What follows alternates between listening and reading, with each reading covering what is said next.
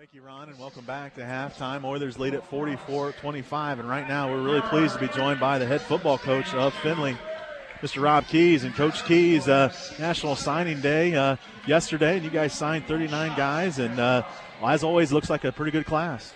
Yeah, I can't say enough to the coaching staff or thank them enough for what they did December and January. It's really amazing when you start to think about what goes into recruiting and how much time and effort they put in.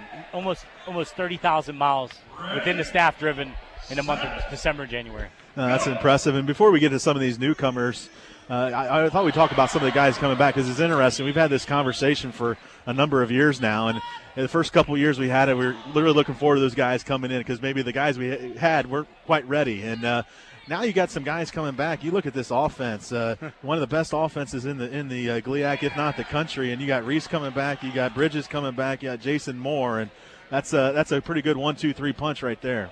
Yeah, and you throw in an experienced offensive line to go with it. I know that offensively during the recruiting process, we're looking for guys to come in and hopefully fill a couple spots, but nobody has to play immediately on the offense in 2017. If someone comes in offensively and plays, it's going to be an extreme bonus for us. And we'll talk briefly about your defense as well. I thought this was a big improvement this year. Really did a nice job in a number of games, and certainly statistically much better this year. And you have an outstanding freshman in Isaac Miles. He had 45 tackles. You do lose a little more on defense this year, but certainly a lot of talent coming back. Yeah, we lose a few more kids on defense than we do on offense, but defensively, the progression from year 1 to year 2 to 3 to 4 to 5 and to 6 has been an upward trend. And finally, defensively, I thought towards the end of the year we played some really good defense. I mean, we held Ferris State to 20-some points, 20 points, I think, and I think it's the first team in 5 years that had held Ferris to 20 points or less. So, and we held Grand Valley down in check. We blew out teams, Hillsdale, Michigan Tech, and Saginaw, and defensively did a great job in those first halves. No doubt about it. Finished 6-5, and I've said it a couple times. Certainly one of the better teams we've ever had here at Findlay. One of the toughest schedules, without a doubt, if not the toughest. And you look at this recruiting class, and you got one transfer from what I can see, a kid, Jacob Hill from Syracuse, and he played at Syracuse, so we must be talking about a pretty good player. Yeah, Jacob is a very, very electrifying, explosive player. He's got extreme great quicks. We're looking to kind of slide him into the spot that Dylan Blunk held for the last couple of years. I know that Dylan did a great job for us there, but, I think Jacob coming in has a little more ability maybe to break it into huge plays. So, we're excited to have him. He played at Syracuse, so here's a kid that competed at a very high level. You got him listed as an athlete. You brought in 3 athletes in this class, and certainly when you bring in 2, 3, 4 athletes each year, it gives you some flexibility. You guys have done that where you move guys around a little bit. Yeah, I mean, you might see guys listed at wide receiver. They end up playing corner. You got guys listed at tight end that might end up playing defensive end, et cetera. So, our job as a staff is to try to get the best players on the field, and you can't get stacked up in any position. When the depth seems to have too much at one spot, we'll shift them over. I mean, look at Dowdasilla, which I thought came on this year as a great running back towards the end of the season, but started on defense for 2 years, and I think he's one of the better running backs we have in the league. So yeah, no doubt about it. Let's start with the defensive side of things. That's probably where you have the most losses through graduation. You bring in 4 defensive linemen and 7 linebackers. It's 11 spots right there, and some pretty good players. Yeah, I'm really pleased with the defensive line spot. I think he got bigger up front and more athletic. I love Corey Henthorne and Tyler Glander, the 2 inside players. Remind you of a Kyle Skidmore, Ashton Elmore type kids that can go in there and make some plays and also hold up against the run, because you got to stop the run.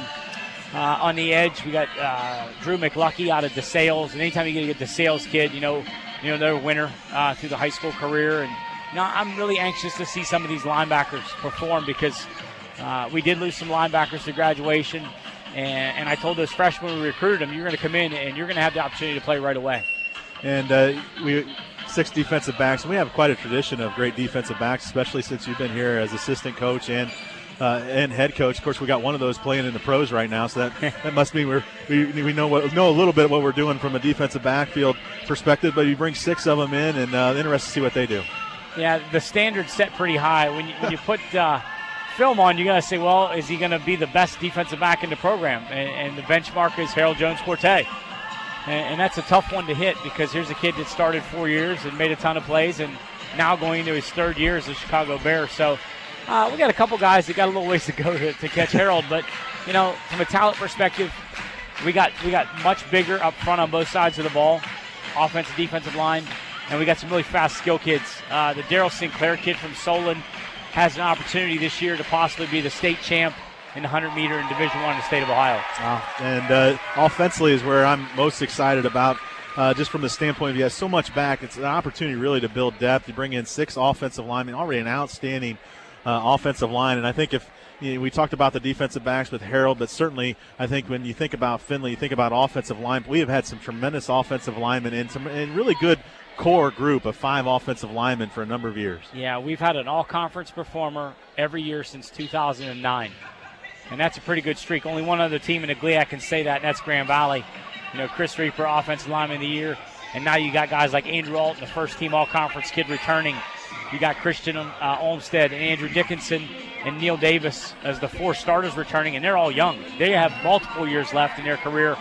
We got to find a guy to replace Jason Mulligan, and we got some guys in the program as well as a freshman coming in. I know we recruited Eric Eldridge out of Southfield, Michigan. About 6'3", 350-plus pounds, who had a Ball State offer and committed to Ball State, and something went awry in the recruiting process, and he's a 2-star offensive lineman rated by Rivals. So, you got a big-time recruit there and a big-time size guy, too. I like his chances of possibly playing as a freshman. Yeah, get the buffet line ready early there, Coach. We need to slow him down a little bit. I think a couple pounds drop will make him a better player. Well, I'm sure Coach Wagner will get things going there in the weight room and fix that. And then, receivers and running backs and a lot of guys coming back. Of course, Jason Moore, we talked briefly about him, but certainly maybe there's a few guys that might have some opportunities, but I imagine some opportunities to maybe even get some of these guys redshirted. Yeah, and, better programs can redshirt their freshmen coming in. You look at year one, we played 14 or 17 true freshmen. This year I think we played 7 or 8. And we probably could have played less, but, ultimately I'm hoping to get to the point where we don't have to play any true freshmen. I think we'll have some on defense this year just because of graduation. Offensively, it's going to be tough for a freshman to come in and play. It really is, because we have a lot of depth and a lot of returning experience. And it's a good thing to have. It's a great problem to have where, hopefully we come out of spring with the offense intact and ready to move to 17. And, defensively, like I said, we're going to have some of those guys. We're going to need them come August 31st, 206 days from now. Right on the money. And, Coach, 39 players, 4 states. And I think when people think of National Signing Day, they think of the big programs. But here at this level, you don't have the big budget. You don't have all the notoriety. You got to go out and do it yourself and kind of get your roll your sleeves up, so to speak. And certainly your staff has done that year after year to get that done. Yeah, I can't say enough. I really can't about the hard work and the sacrifice. A lot of the staff married, have kids, and December and January, it's a tough month for the entire football program. The amount of time that they put in evaluating film, on the road talking to coaches and players and home visits and basketball games and wrestling matches and who knows what. And the thing with us, it's our philosophy from recruiting. We have to go out there and be like a grassroots campaign. We got to get out and see them, because the relationship building that our staff does is far superior than the rest of the staffs. And that's why we're getting kids to come to us as opposed to maybe some of the other programs. Well, a new start for us is we go out of the GLIAC and into the GMAC. And, Coach, we got a few minutes to talk about that a little bit and maybe get fans familiar with that. Some familiar foes in kind of Ohio coming over, ODU, of course, Hillsdale and Michigan, Walsh and Lake Erie, some other schools that are in there already, Kentucky Wesleyan and a few others. But we're going to have some non-conference games I think fans are going to recognize. First games, 3-point losses, both games, came down to the wire both times. And Ferris is a national top 5 team, and it'd be nice to get the 3 points on our side this time. And then we're looking for a third game still. We're still working. Okay. Brandy and Jim, as well as myself, are working at trying to get that third game. And then Tuskegee, Alabama, a playoff team, comes to Donnell week 4. Okay. So, going into the conference, You know, we might not some have the recognizable names like Grand Valley and the Saginaw Valleys or Wayne States, but we picked up some great non-conference, playoff teams. So it's going to be a tough non-conference schedule for us. A tough schedule, league play, and then we change regions, and we'll be in Region 1 this year. Yes, and that'll be a difference. I mean, if you look at the Region 1, it's not nearly as strong as the region we just came from. You know, you're looking at the PSAC schools, the Mountain East Conference, and Northeast 10. So, you know, it gives our guys a breath of fresh air a little bit, saying, hey, you know what, if we continue to improve and we keep healthy and we keep, working hard and trust the process and play to a standard, we might have an opportunity to maybe have a shot down the road to work, towards a regional final or something like that. But right now, our concern is trying to get as good as we can in the offseason and really sticking to that one game at a time mentality.